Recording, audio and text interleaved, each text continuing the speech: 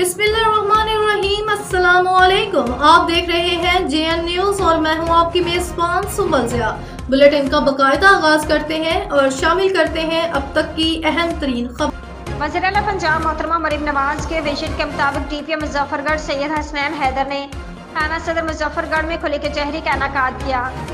तफसीलात के मुताबिक district police officer Muzaffargarh Syed Hasnain Haider ने थाना सदर मुजफ्फरगढ़ में खुली कचहरी का इनेकाद किया। खुली कचहरी में DSP सिटी सर्कल और SHO थाना सदर मुजफ्फरगढ़ समेत शहरियों ने शिरकत की। DPO मुजफ्फरगढ़ ने शहरियों की दरख्वास्तों पर समाअत की और मौका पर उन्हें हल करने के लिए हिदायत जारी की। DPO सैयद हसनैन हैदर ने पुलिस अफसरान को फराइज मनसबी अहसन तरीके से सरअंजाम दिए, मंशियात फरोशों के खिलाफ क्रैक डाउन करने और इलाके में मौसर गश्त का दायरा कारवसी करने के अहकाम जारी किए। इस मौके पर DPO सैयद हसनैन हैदर का कहना था कि अवाम को इंसाफ उनकी दहलीज पर फराहम करना हमारे फराइज में शामिल है।